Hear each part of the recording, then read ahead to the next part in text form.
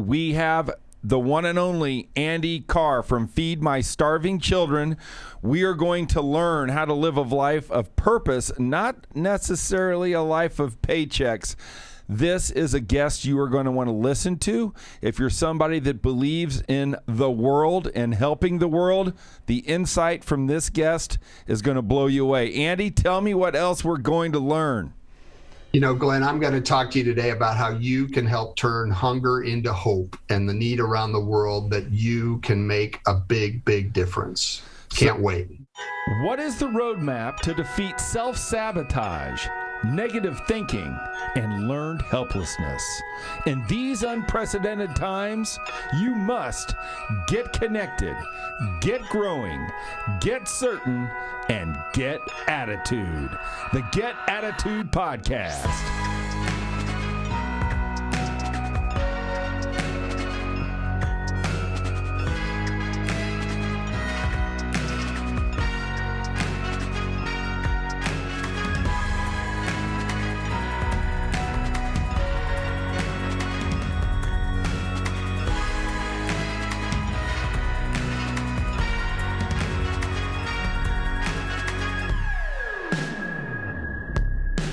And welcome to the GAP, the Get Attitude Podcast. We are here to help you become the person you want to come. We're here to help you bridge the gap from where you are to where you want to go. And today we have an unreal guest who has bridged the gap, from who he was 20 years ago to what he is doing now. This is one of our shows that I think will move you. This is one of our shows that I hope will create action and awareness for what's going on outside of your life, right outside of your world. There's this big thing called the world, and we are here today with the one and only Andy Carr, who is the Vice President of Development and Marketing for this wonderful organization called Feed My Starving Children. Jason, let's go ahead and pull up a little video so you guys get to understand what you're getting ready to hear. Imagine a world without hunger. This is the world we dream of. A world where bright futures are the norm, where children, families, and communities thrive. But every year, millions of children are still dying from preventable causes, such as pneumonia, diarrhea, malaria, and undernutrition. Hunger causes nearly half of deaths in children under 5 years old. In spite of all this, we know that hope is not lost. It starts with food, and it starts with all of us. We believe in feeding kids. As a Christian nonprofit, we're dedicated to seeing every child whole in body and spirit. Nutrition allows children to... All right, and so, Mr. Andy Carr, welcome to the Get Attitude Podcast. Thank you so much, Glenn. I am just honored to be here, humbled to be able to be a part of your tremendous program, and love to connect with people and just share exactly what you just heard about, that there's kids that need fed, and we're going to talk a little bit about maybe how we can help with that. I love it. When this pandemic started, Andy, I was encouraging people, about a year ago, a little bit more than that. And, I heard how many deaths that were going to happen with the pandemic. And I said, this just came to me. And this is when I thought about having you on a year ago. And I said, how many people, I wonder if you know the stat, I'm not trying to make you look bad. Do you know how many people in the world die of starvation each year? Yeah, I do, actually. Tell me I'll put it into the number for kids. Right. Let's break it down. So every single day, Glenn, every day, over 6,200 children die from starvation and malnutrition related causes. Wow. Every single day. I often say, think of a large high school, the biggest one probably in just about any community. Where I live up in a suburb of Minneapolis, and the high schools here range around 2,500 kids. And think of, 2.5 of those wiped out every single day Yeah. because of a problem that is the disease of hunger. And the good news is we have a cure. And the cure is pretty simple. It's food. It's not a supply issue as much as it is a distribution issue. And it's about awareness and raising that awareness. Because most people, if you ask them, how many kids die every day? And here's another thing that I know a lot of people, it leaps to mind. Well, how many of those are in the United States? Right. Well, the answer to that is none. They're not kids dying of starvation in the United States. This is a different kind of problem that we're talking about that often people have a hard time wrapping their mind around. Don't get me wrong. We have food insecurity here in our country, but we have safety nets.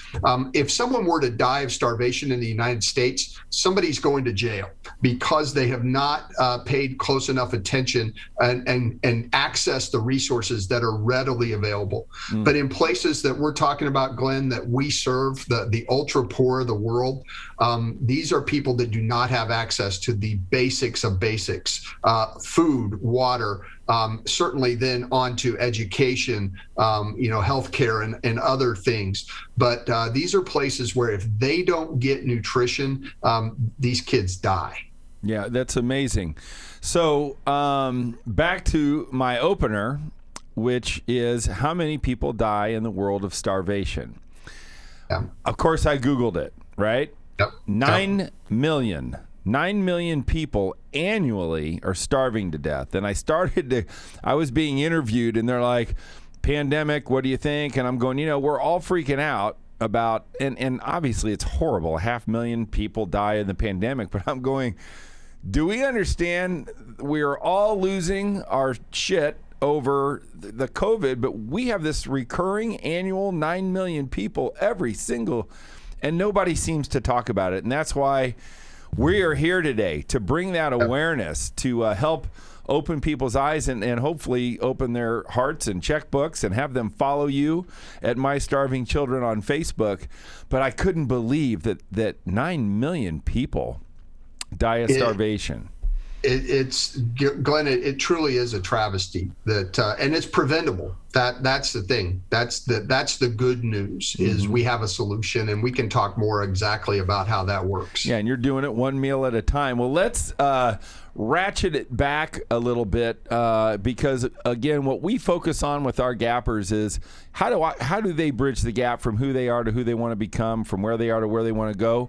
You were standing as a young man with me. I've known you for a long time on one side of the river, if you will, and there's this big bridge, and you bridged the gap, and I mean, literally changed your whole paradigm, your whole life. Talk to us about who you were, and then how you bridged the gap to who you are now, and understand that there's people out there that may be in the same circumstances, same feelings, same surroundings that are going, I got to have more meaning in my life. I don't know. So, tell us the story. I can't wait to hear it. Yeah, well, Glenn, I remember those days. I can say affectionately to the people that are able to see this, Glenn and I go back far enough that both of us had hair. Right. And so that was a long time ago. Yes. For either one of us. But as young men, as we knew each other back in the day, and living that, I'm going after the world. And I'd say that both of us did that, and in ways that I don't think that means it wasn't without meaning and purpose, but it was certainly, I would say, a lot more self-centered than what I have become today. I don't always do it right, but I certainly make the attempt. So a 20-year-old guy, I've been a sales and marketing guy all my life, and that's where I got my start. I was had a business with my family, my dad, and a couple other guys that we were salespeople that were selling throughout the Midwest. I grew up in the Indianapolis area, up in a little town called Zionsville. well, as you recall, and went to IU and know your family and have fond recollections of just growing up. Got married early, beautiful wife, Jenny, and I, high school sweethearts, and really went after it and was successful in business. Left the industry of being a sales rep that was kind of a self-employed manufacturer's rep and stumbled into the garbage business, believe it or not. I rose the ranks through the garbage industry, primarily in Cincinnati, Ohio, out to New England and Boston, down to New York City, back up to Minneapolis, where I live now. Some 25 years ago, and I was a corporate executive with Waste Management here, ran sales and marketing for the Upper Midwest. Left that business, went to a private equity held organization that we owned that was primarily involved in tire inflation and vacuum vending business all across the globe. I came on board. We grew that business to be throughout the United States, Canada, and the UK and into mainland Europe.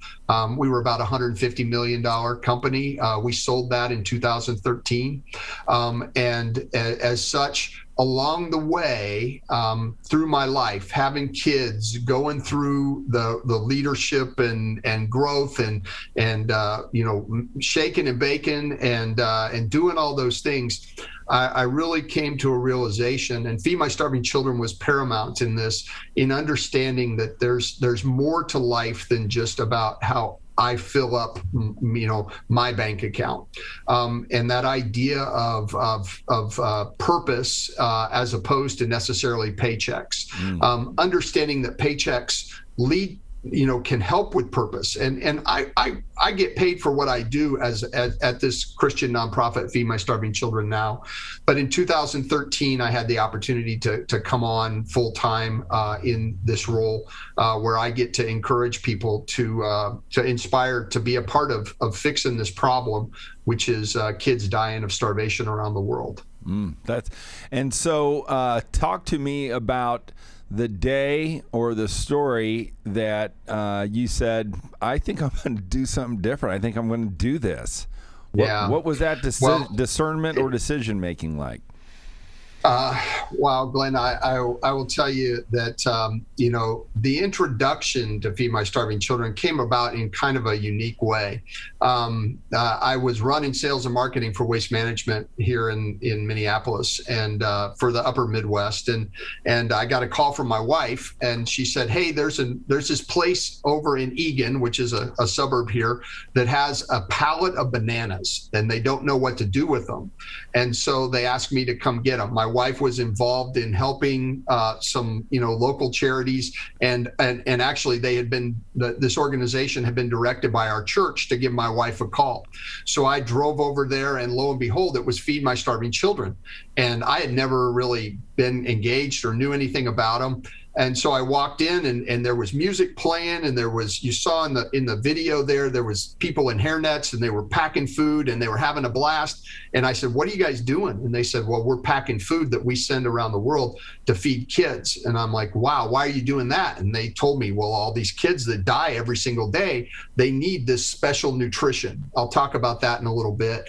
But I said, oh, that's pretty cool. I said, well, I'm here for the bananas. And they're like, oh, thank goodness, we didn't know what to do with them. I'm like, well, why do you have bananas? And they said, well, it's kind of a funny story. You see, about 9 months ago, we sent a truckload or a container full of food down to Honduras because they had a hurricane come through, and they were wiped out and they needed food. So we sent this down here, and today at the dock, the bell rang, and there was a truck that had a pallet of bananas and a thank you note from Honduras that said, thanks for helping us, here you go.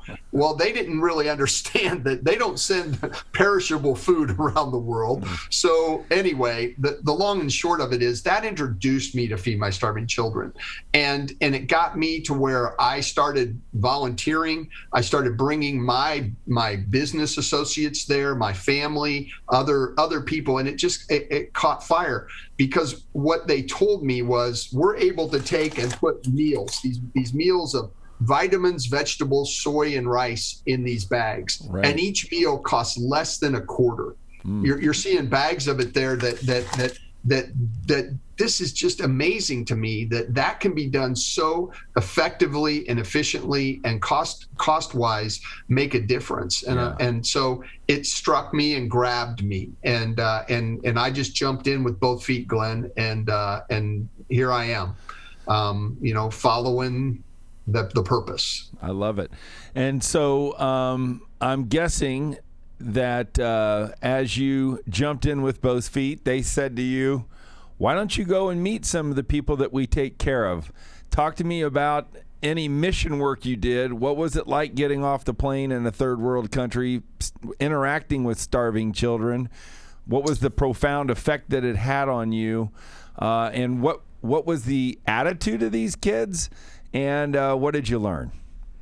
The first thing I would tell you is the thing that I really struck me and opened my eyes is that we're all the same.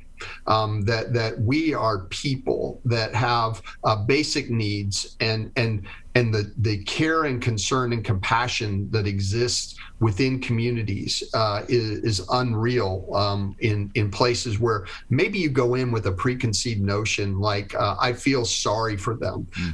I feel pity. That is something quickly to set aside, because I would tell you a mom in Haiti or Uganda or the Philippines or somewhere in Africa that you think they have a love and care and concern for their kids just like we do here, and to see in many ways the joy that they experience, and when we're able to give them a hand up, not really a hand out, that's something that we saw that it really gave them some additional joy in their lives.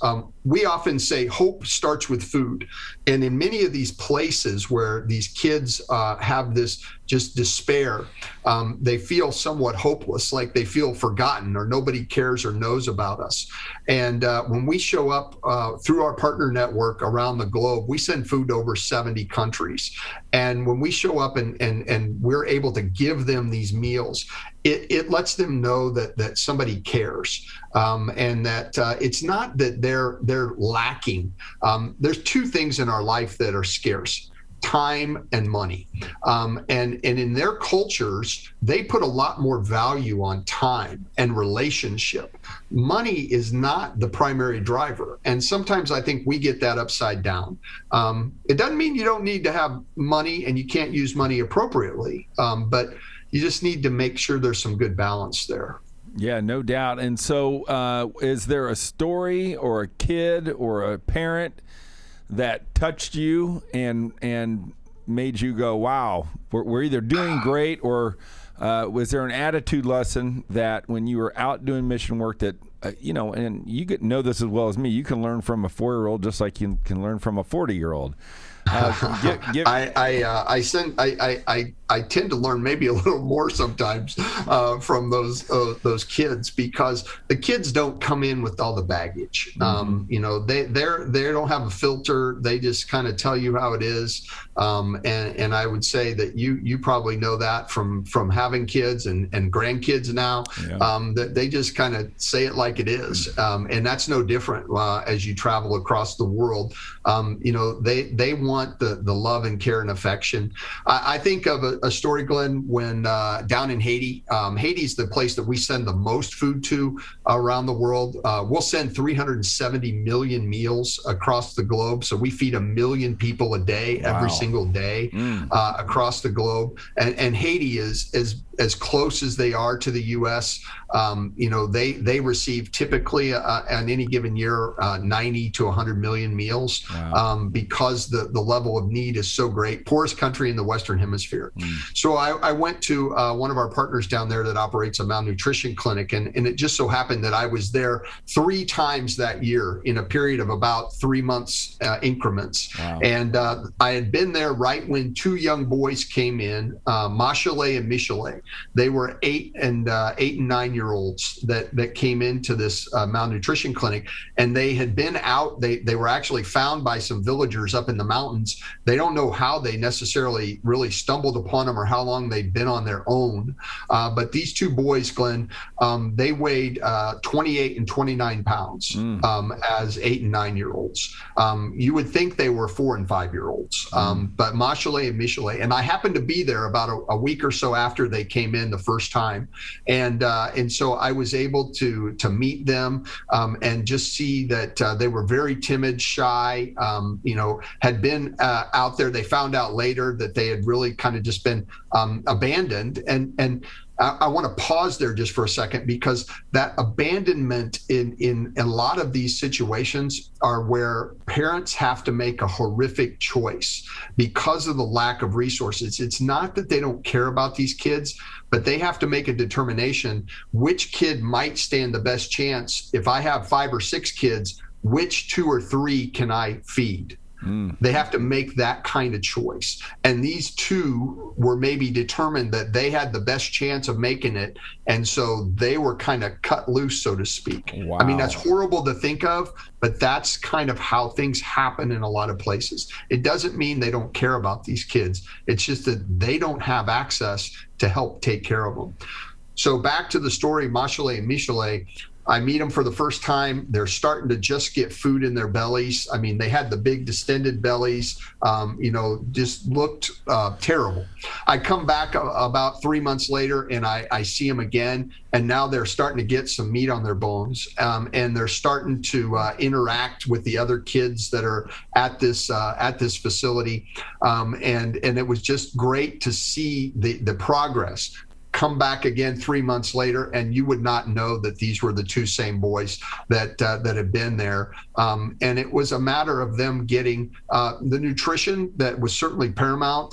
They had each gained some weight. They started having a sparkle in their eye, and they were playing and running and laughing. And it was just a joy to be able to see the progress that I get to hear and see the stories like that around the world all the time. But these particular two boys, Mashaleh and Mishaleh, I got to see like boom, boom, boom, which is not normal. I travel a lot and take people around the world to see some of the places that were making an impact. But that one was special because I got to see it. And ultimately, they came to find that they found kind of a long lost aunt. And Mashaleh and Mishaleh were able to be put back with their family, so to speak. Don't know where the parents necessarily ended up in the story, and have lost track since then, a couple years back. But that's the kind of thing, Glenn, that really got me was understanding that these kind of stories, that these are real people. These aren't imaginary things that were just in theory in a textbook. This is a very practical thing, that we can put food in the belly of a kid that's going to give them a fighting chance. Tell me, so like, how does that work? Like, are there campuses for all these starving children? So you fly in, you got all this food. Is it organized? Do you have to organize it? What's the whole logistics? That's the amazing part. So Feed My Starving Children has been around for over 30 years, since 1987, where there was a gentleman who was from Minneapolis, St. Paul, who had been down in Central America and saw the very thing, that kids were starving. So he came back and he started gathering up things like granola bars and cereal and things that were non-perishable, and he sent them down to the Central American country and went back like I did a few months later and saw no progress, no change. And he was frustrated. And so he came back to Minneapolis, and he happened to have some friends in the food industry. We have two little companies here, Cargill and General Mills, you may have heard of. Yeah. He had friends that were food scientists. So he started talking to them, and they said, well, here's the story. You're sending them calories, and calories they can do so much, but it's not the same as nutrition. And you need to have a special formula. The vitamins, vegetables, soy, and rice that are in these food bags right. is formulated such that the protein in the soy, the carbohydrates in the rice, the vegetables for some flavor and color, but the micronutrients in the vitamins and that micronutrients and vitamin mixture is critical to get into these kids, especially at a young age where they're in the growth stage, their cognitive development is happening. If you don't get that right nutrition, if you just keep pumping calories, you're going to still have growth stunting. You're still going to have impairment in their brain development.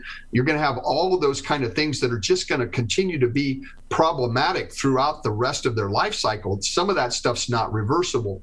So he worked with these scientists to come up with this formula, and that's what we still use, a very similar rendition of it today that we send. So we partner with people, primarily missionaries and NGOs, non-government organizations in countries around the world. Each year, they make a request to us about how many meals would they need for the programs that they serve. Cool. They're engaged and on the ground. We don't want to be the organization that flies in and just drops off food and says, see you later. We want people who are there, engaged and plugged in the local community to know exactly how the benefits of this is going to happen. And we do the food part. They do the part where they do the additional things with education and healthcare and all of the things that go into a holistic lifestyle to promote sustainability, not just showing up and handing stuff out and feeling good about ourselves. That's not why we do this. We want to empower them to empower the people there so that they can lift themselves up and give them a fighting chance. So that's how that's done. So when you say you work with missions and NGOs, that's great. Obviously, you've been a liaison. You've met them. Here's what I want to know. What missionary or what NGO executive that you met in person has affected you the most, impressed you the most, and then, what was their attitude? So, certainly you've worked with some amazing people. I want to hear about who you go, Glenn, let me tell you, this person, unreal attitude. Yeah, boy, Glenn, that is a long list. I'm inspired every single day. We actually, through this pandemic, it's been pretty cool. Just like you and I are connected via the technology, what that has done to explode leaps and bounds across the globe. We do a weekly prayer time with guys and gals from across the globe where we gather together, hear the stories and the challenges that they're facing. But I think of some of the places that I travel to, and I've had the privilege, literally, it humbles me every single time that I get to go in and see these men and women who have put themselves out on the front line. I'll go down to Haiti, to a guy I know down there that runs an organization called Sport Disciple. He was an executive with Lifetime Fitness, and he had gone on a mission trip shortly after the devastating earthquake that happened over a decade ago, killed over 200,000 Haitians in the blink of an eye. And he was down there with his church doing some mission work and really felt God calling him to step out. And he's moved his whole family down there.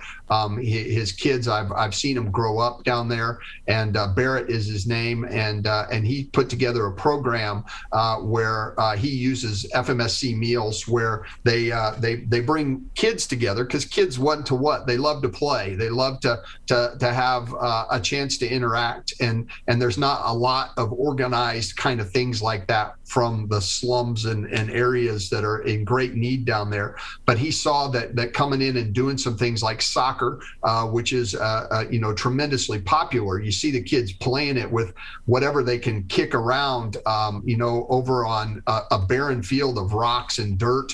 And so he came down and established some programs where he has over 1,200 kids that participate in his programs, bringing some discipline and some order to their lives, and using the food, because these kids would come from miles away to walk to be a part of this program where they would have practice and then have games. And each day they would feed them a meal. And often, Glenn, that was the only meal that they got. So they would come from miles away just because of that.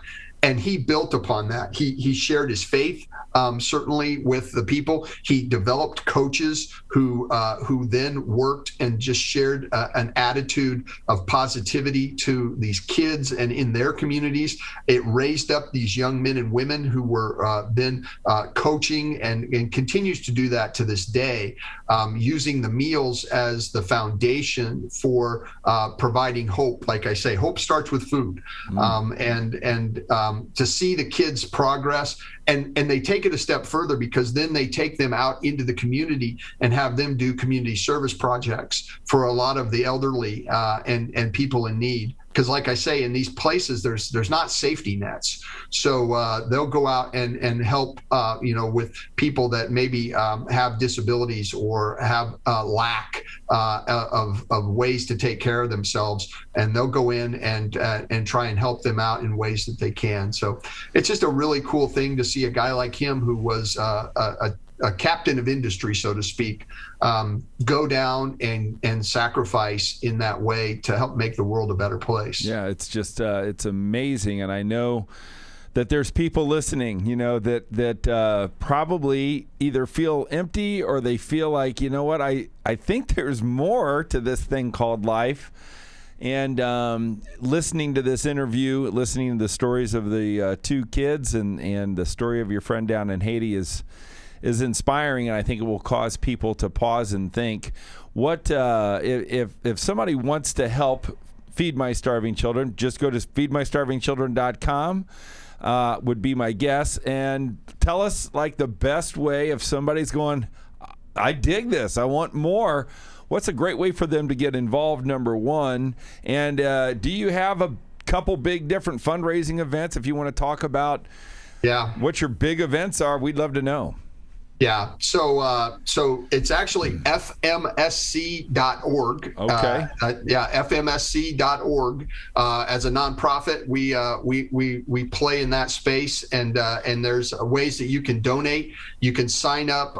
We have 8 locations that you can come and pack meals. So in Minneapolis, Chicago, Dallas, and Phoenix, we have facilities that you can come and do it. Or we do mobile packing events. We'll do on a normal year, we'll do over 300 events where we go out into the community, and the community signs up. They contract with us to come in and host a packing party, raise the money to help feed kids. I mentioned the fact that you can make your contribution, understand the value of making that donation. We feed a kid for less than a quarter, so $88 feeds a kid a meal a day for an entire year. Wow.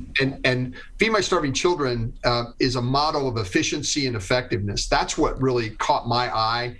Over 90% of everything we touch goes right into our meals. Charity Navigator has rated us 4 stars for 16 years in a row, puts us in the top 1% of over 8,000 charities that they rate every single year.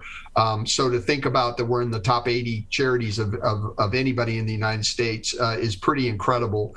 And over 99.8% of everything we pack and ship, it's one thing to produce it, but to get it to where it needs to go. And we're not talking about shipping it from Minneapolis to Indianapolis. We're sending it to the deepest, darkest places in the globe.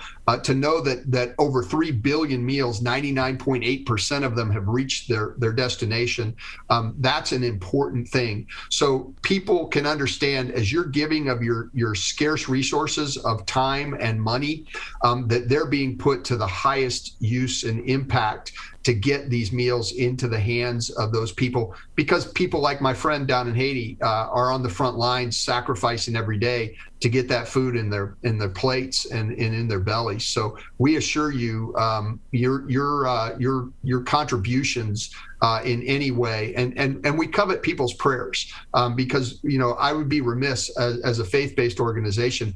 We have seen God's hand, certainly through this pandemic, but be well beyond that. I've seen miracles upon miracles of places that there's a lot of humanitarian aid organizations that do some really good work, but we see some incredible things that we're right side by side, and our stuff shows up and gets in through places that sometimes their bureaucratic process has it sitting in a warehouse somewhere.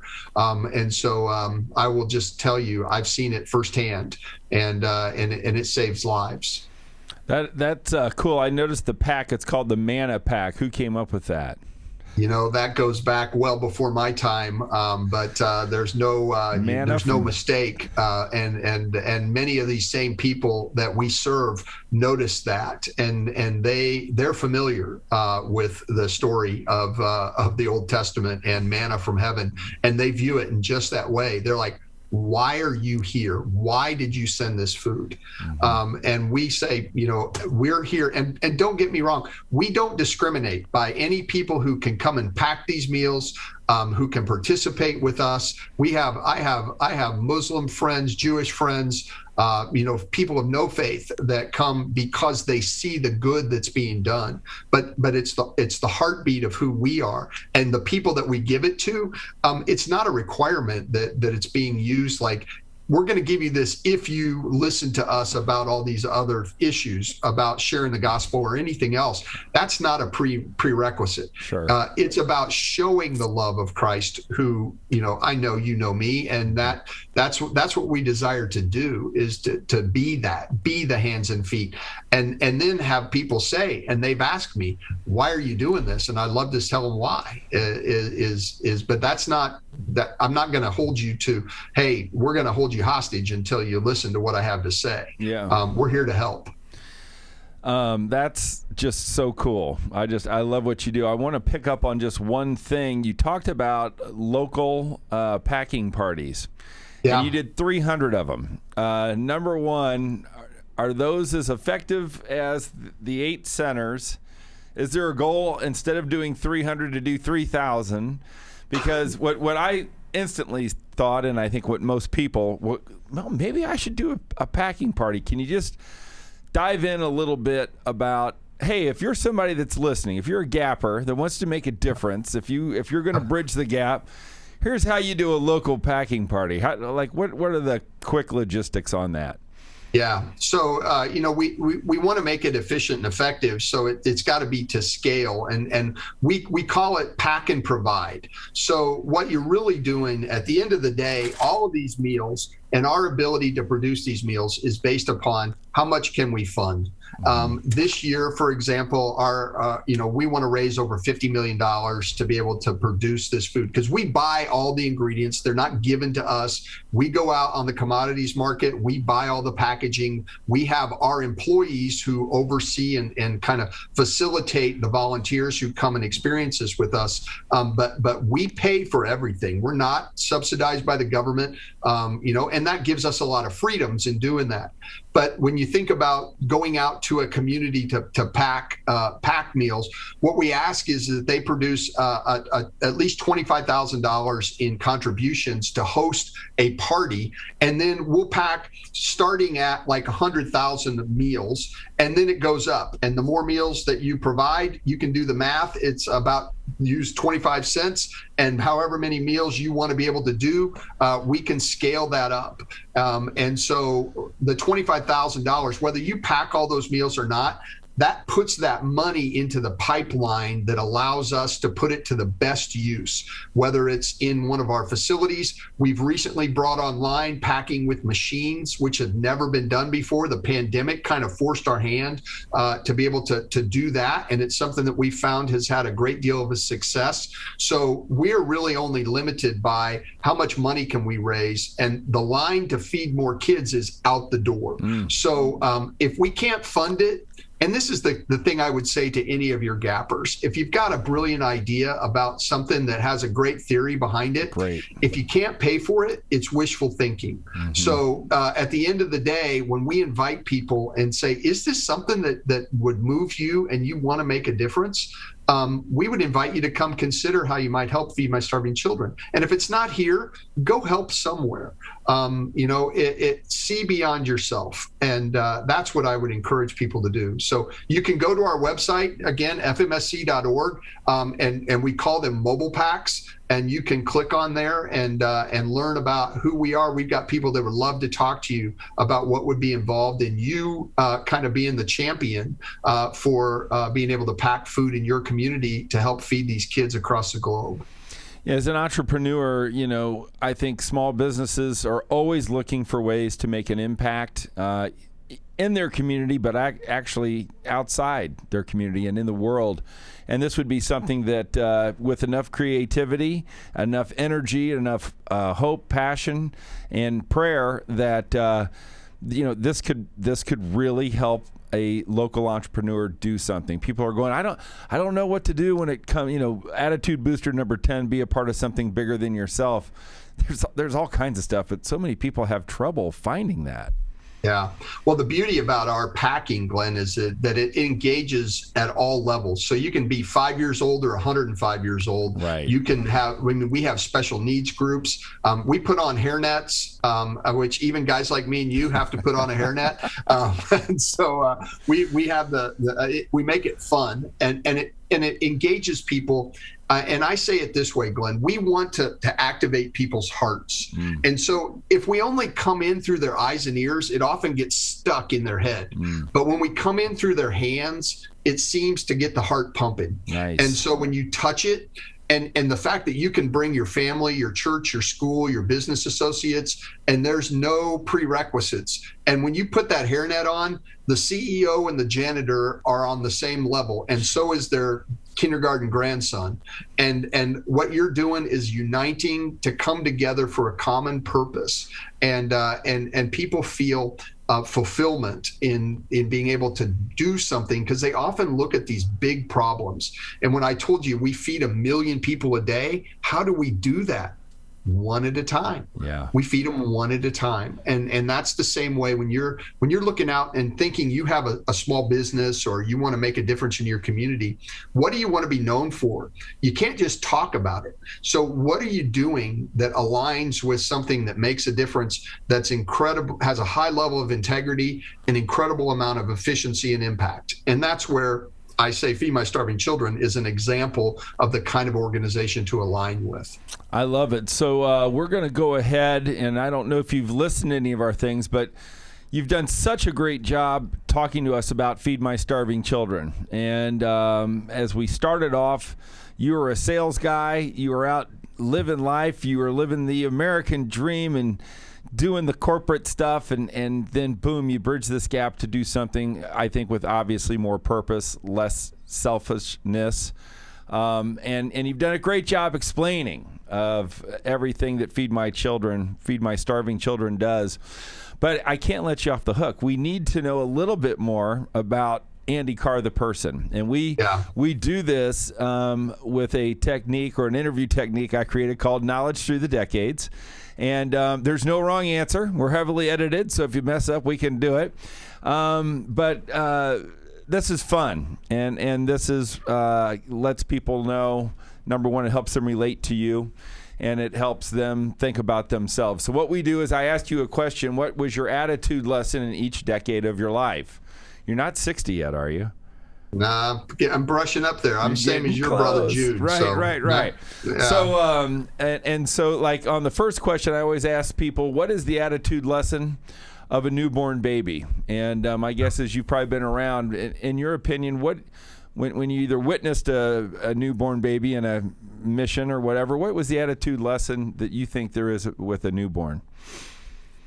I think, Glenn, the thing I would say is that life is precious and not to be taken for granted. And the attitude of don't take this life and just think that there's got to be there's more to life than just the moment. And it doesn't mean that you don't have the fulfillment and fun in the moments, but don't think or take for granted life. Yeah, very good.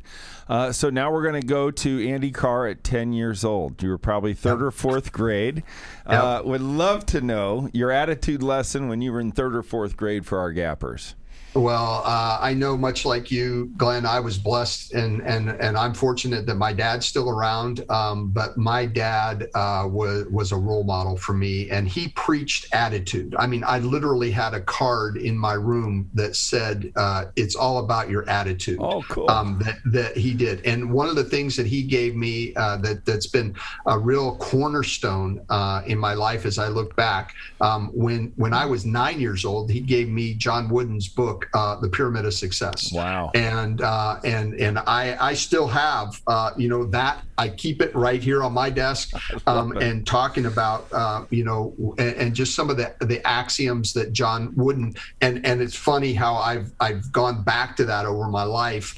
And I look back at that, and I wouldn't say I've always done it the best, but as that 10-year-old self, the fact my dad put that in my hands really was foundational for me in terms of understanding, and just, it just was a true blessing to be able to have that. Yeah, how cool for your dad to do that, number one. But Cappers, here's a tip: if you're a parent, go buy John Wooden's book, Pyramid of Success. You've just heard what that did for Andy.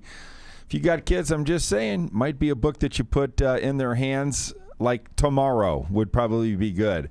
So then you become 20. You're out of high school and you're on the campus of IU, baby. Yeah. And tell me the attitude lesson that you took from 20.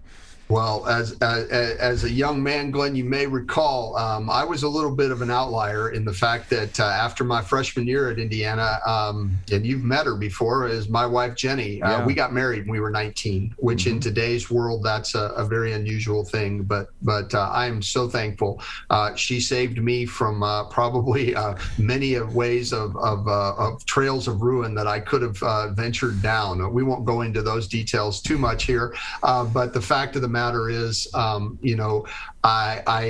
became a guy that saw the world as possibility, and I was one that just went after it with vigor and gusto, and I wanted to do everything at full speed. And so the fact that I got married, I think was a little bit for me a need that adjusted my attitude to say I needed to take this thing called responsibility seriously. And so I still was having a great time as a young man, but all of a sudden realizing, hey, there's going to be more around the corner, and I better start thinking about that. And so I was engaged in business at that point with my dad, and ended up, leaving IU at the end of my junior year and moving to Cincinnati because I had the opportunity to open up a branch of our business there, and then kind of things took off from there as I was a 20-something. But responsibility became a real into focus as a young married guy. We share that common path, don't we? Yes, we do. I was married at the same age and never got through it as well. So this era of possibility and focus, as you said, at 20, now all of a sudden you look around and you go, damn, I'm 30. Yeah. Do you remember where you were when you turned 30? And what was your attitude lesson when you hit 30?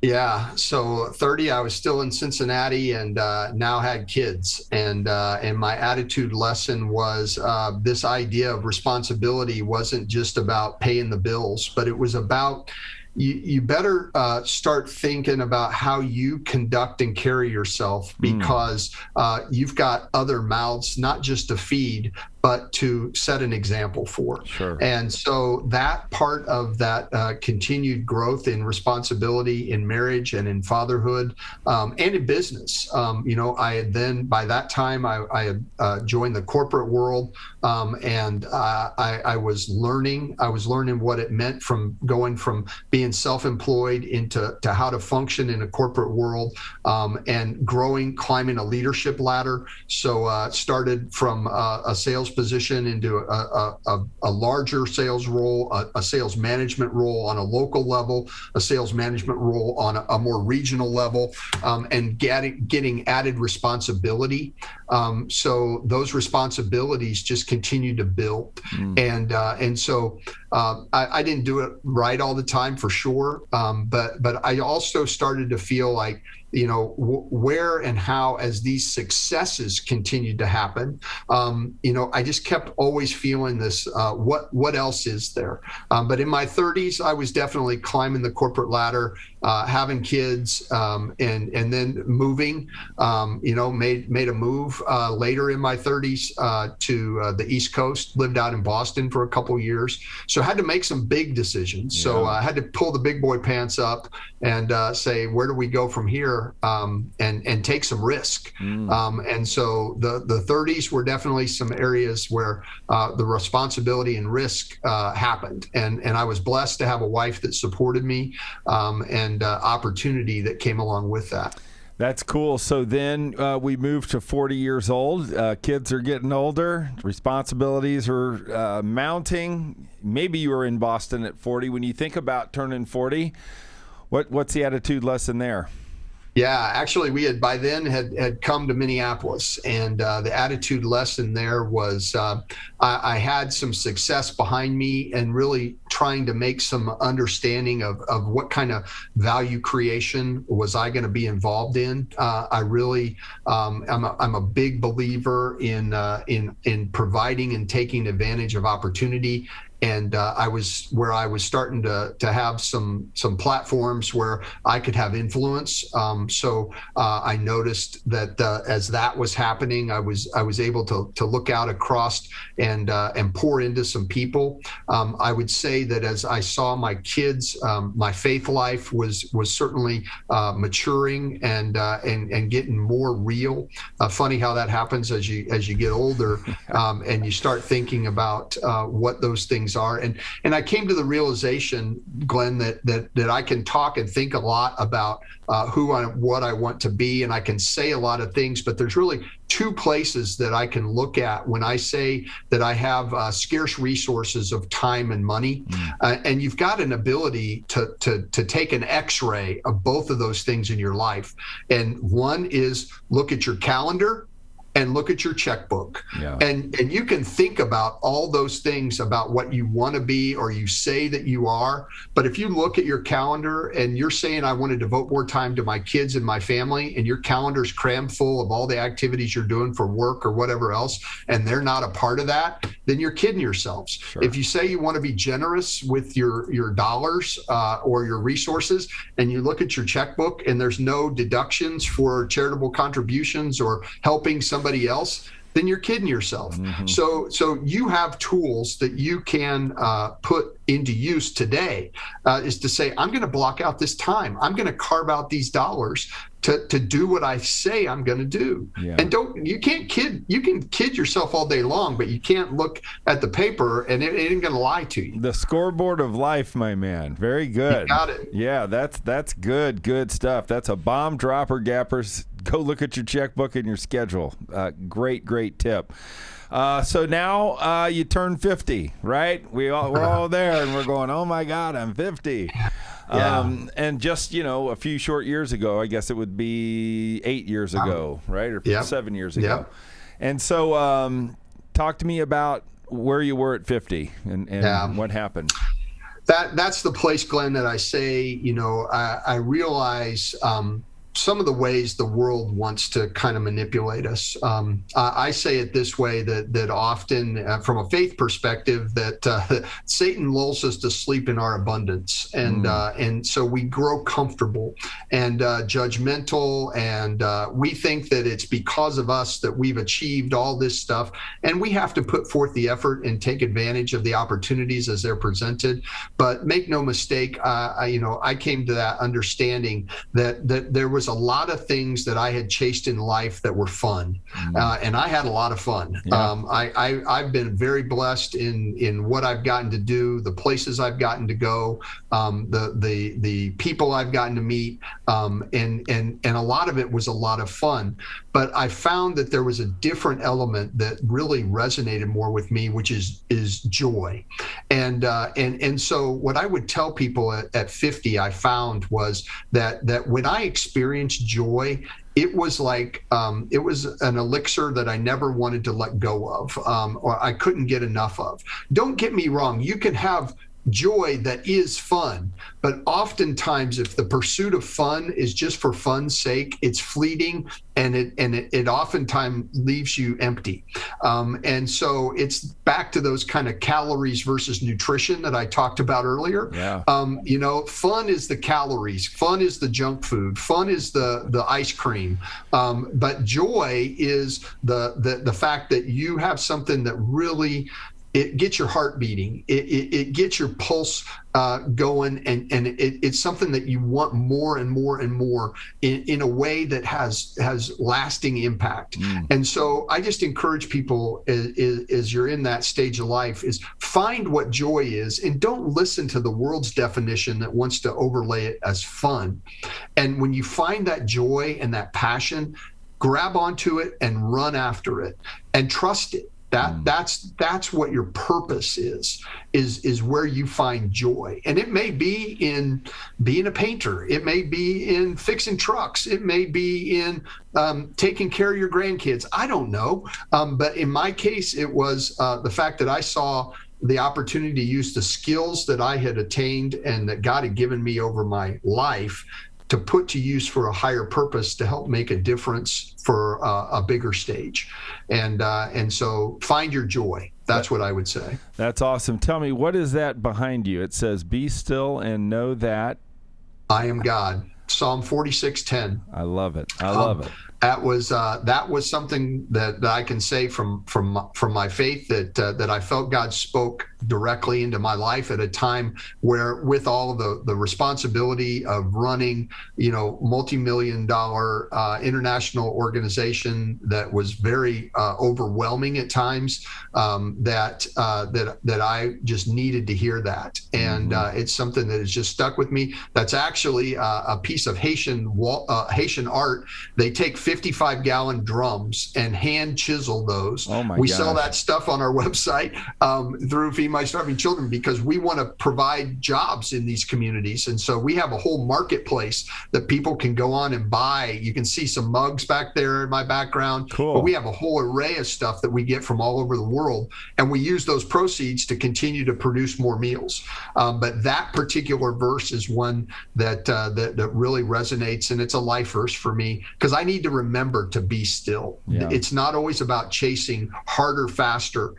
It's also about thinking about meaning and purpose. And I got to stop and be still to kind of figure that out. And I hope all of our gappers take time after they've listened to Andy walk through a life well lived from his message, right, of birth, and life is precious, and talking about the pyramid of success, going into his 20s, the thought and attitude of possibility, going into his 30s, talking about how to conduct and carry, the attitude of how to conduct and carry yourself, into his 40s about value. What value am I giving, not only to myself, to my family, to the world, and then his last message of finding joy. So what a great knowledge through the decades, Andy. I think an appropriate way, I always love to ask our guests to give our gappers your thoughts on, number one, attitude, your thought on hope, and it might be appropriate, and I'm cool with this if you wanted, after you say that, just to maybe end in a prayer, so our gappers can maybe bow their head and just be with us, be still, and we'll conclude the gap. Well, Glenn, I just genuinely thank you for the opportunity. Like I said, if we would have looked back at a couple young guys, back in our teens and early years, to say that we would be having this conversation now, I think both of us would have looked at each other like we were crazy.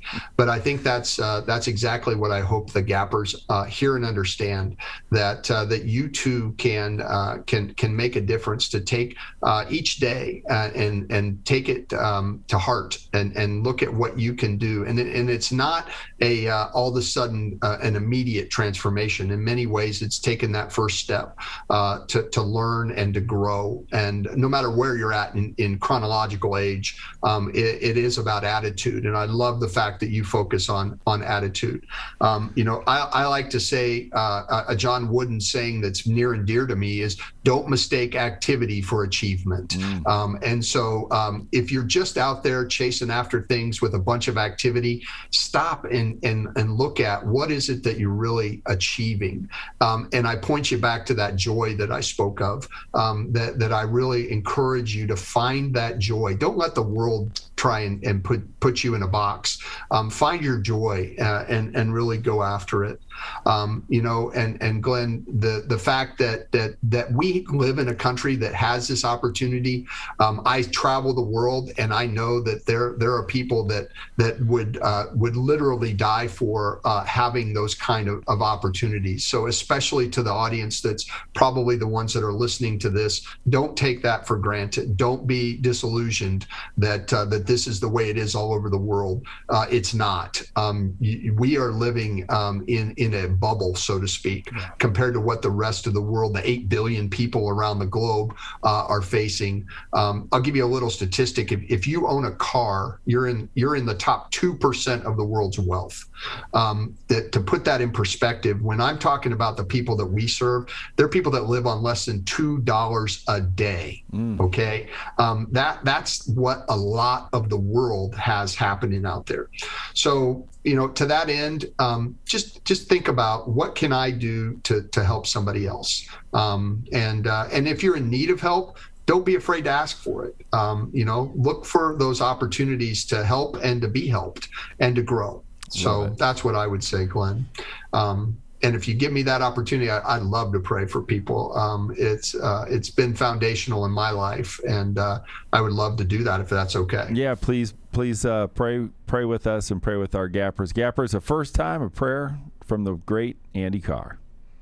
Well, Father God, I thank you. Thank you for the opportunity that you have given us with this precious gift of life that you breathed into each one of us, and that each one of us is a precious child of yours that you know by name, God, and you know the gifts and talents that you've given to each of us. And I just pray that attitudes, Lord, would just grow in positivity and in ways that is going to inspire people to look at this world for the good news and the hope that's out there. Don't be disillusioned by the bad news and all the despair, but there's things that we can do about it. I thank you for what you've done in my life and in Glenn's life, Lord, as we've traveled this road that you've brought us down.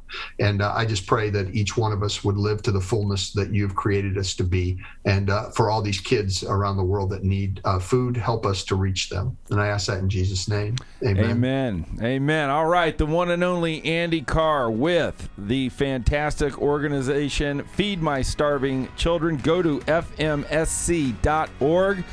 Buy stuff, volunteer, pour your heart out, learn more. And Andy, thank you so much for sharing with us the goodness of Feed My Starving Children. This is Glenn Bill signing off for The Gap.